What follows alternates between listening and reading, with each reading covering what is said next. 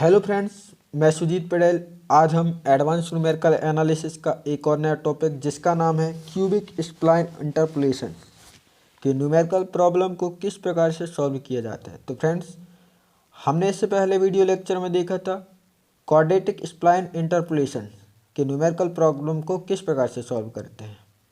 तो हमारे पास जैसे क्वेश्चन है क्यूबिक का, obtain the cubic spline approximation for the function defined by the data. हमारे पास ये डाटा है जहाँ x के करस्पॉन्डिंग वैल्यू 0 1 2 एंड fx के करस्पॉन्डिंग वैल्यू 1 2 3 3।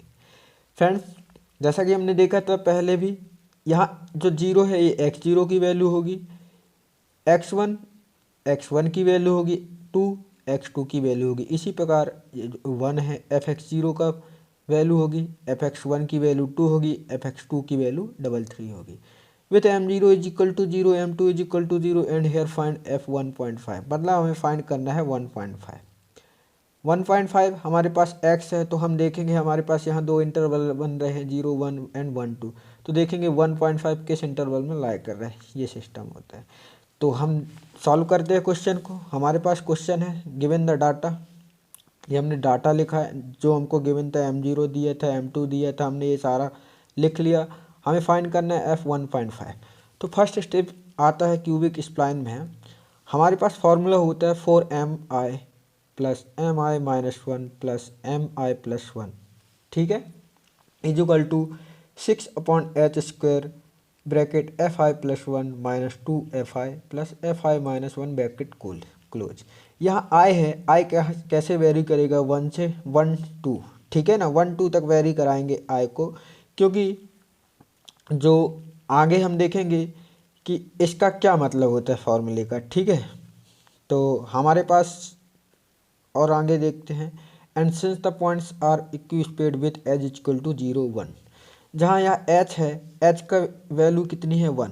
1 का मतलब ये कहाँ से आता है, h की वैल्यू जो हमारे पास एक डाटा गिवन है। तो इस डाटा में जो पॉइंट्स है, जैसे x के पॉइंट है 0 1 2, तो इन पॉइंट्स में कितना डिफरेंस है, 1 1 का डिफरेंस है, इसलिए h इक्वल टू क्या हो गया, 1 हो गया, ठीक है फ्रेंड्स। वी ऑब्टेन आई हम एक बार कितना रखते हैं, 1 रखते हैं यहाँ पर। यदि हमें आई की वैल्यू हम क्या 1 रखते हैं तो हमें मिलता है m1। आई की वैल्यू हम रखते हैं 1 तो m0 मिलेगा, आई की वैल्यू 1 रखेंगे यहाँ तो हमें m2 मिलेगा। इसी प्रकार यहाँ आई की वैल्यू 1 रखते हैं तो f2 मिलता है, आई की वैल्यू 1 रखते हैं तो f1 मिलता है, आई की वैल्यू 1 रखते हो हमें f0 मिलता है, ठीक है फ्रेंड्स। तो फ्रेंड्स, इसको जब हम सॉल्व करेंगे तो हमें क्या मिलेगा, m1 की वैल्यू मिलेगी। हमने अभी सॉल्व करना है, अभी इसको सॉल्व करेंगे तो m1 की वैल्यू हमारे पास नहीं है, m0 की वैल्यू हमारे पास क्वेश्चन में गिवन थी, m0 की वैल्यू 0 थी, m2 की वैल्यू 0 थी। इसी प्रकार हम डाटा से f2 f1 f0 ये सारी वैल्यू पुटअप करते हैं। पुटअप करने के बाद हम सॉल्व करते हैं तो फ्रेंड्स, हमारे पास जो m1 की वैल्यू आती है 45 आती है, ठीक है। ये m1 हमने क्यों निकाला, 2 क्यों नहीं रखा हमने यहाँ पर, वो आगे आपको पता चलेगा कैसे क्या होता है, ठीक है फ्रेंड्स। तो अभी इतना समझ में आया। फर्स्ट स्टेप हमें ये फॉर्मूले, हमारे पास फॉर्मूला है, फॉर्मूले में हमें आय रखना है, फिर इसके बाद हमारी वैल्यू निकल के आती है m की, ठीक है फ्रेंड्स। अब हमारे पास इसका मेन फार्मूला होता है फंक्शन के लिए, f i x is equal to 1/6h 1/6h x i minus x का whole cube mi minus 1 mi minus 1 plus x minus x i minus 1 का whole cube mi bracket close plus 1/h f i minus 1 minus h square upon 6 mi minus 1 bracket close into x minus x i plus 1/h f i minus h square upon 6 mi bracket close into x minus x i minus 1। Friends, ये जो formula होता है, जैसे कि हमारे पास वो होता था पीस वाइज क्वाड्रेटिक होता था, तो ये फार्मूले को इंटरवल में हम अप्लाई करते थे। जितने भी इंटरवल बनते थे, जैसे 3 इंटरवल बनते थे, तो हम स्टेप बाय स्टेप 3 बार इस फार्मूले को इंटरवल में अप्लाई करते थे, ठीक है।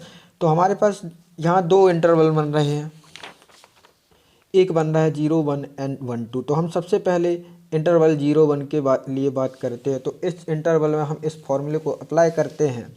इंटरवल 1 के लिए हम अप्लाई करते हैं तो इस फॉर्मूले में हम आई की वैल्यू 1 रखते हैं। जैसे हम आई की वैल्यू 1 रखेंगे तो x1 हो जाएगा, ये m0 हो जाएगा, ये x0 हो जाएगा, m1 हो जाएगा, ये f0 हो जाएगा, m0 हो जाएगा, x1 हो जाएगा।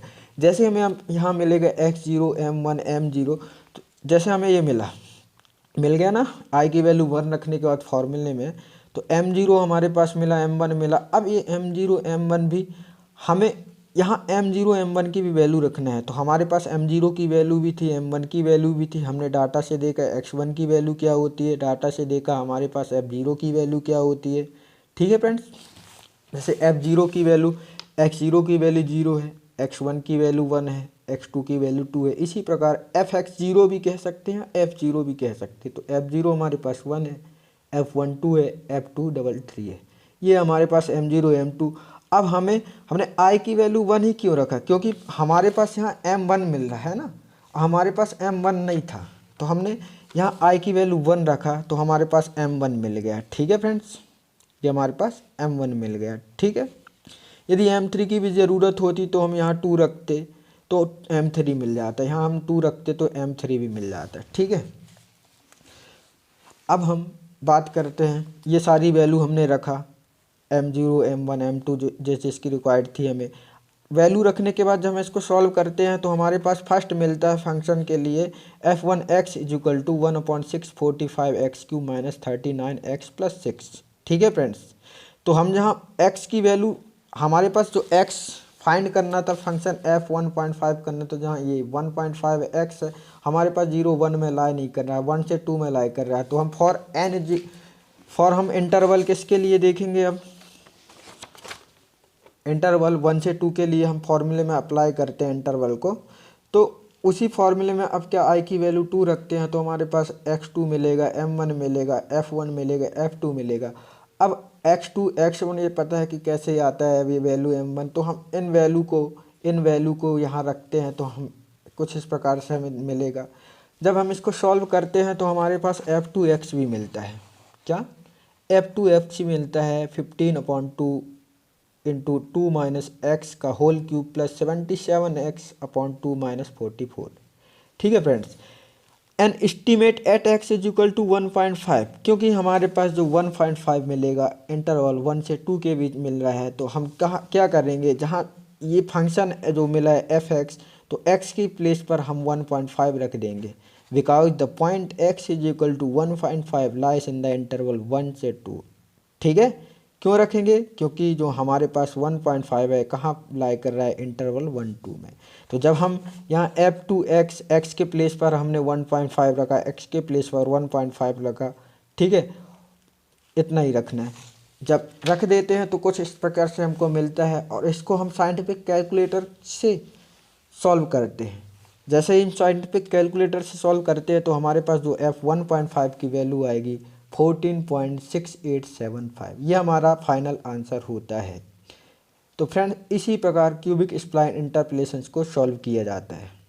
ठीक है, तो आशा करता हूँ आपको यह वीडियो लेक्चर पसंद आया होगा। पसंद आया हो तो हमारे चैनल को लाइक सब्सक्राइब करें और कमेंट करके ज़रूर बताएं। कमेंट करके आप बताएंगे तो हम मोटिवेटेड होंगे और इसी प्रकार आगे भी अच्छे कंटेंट अपलोड करते रहेंगे। Thank you friends.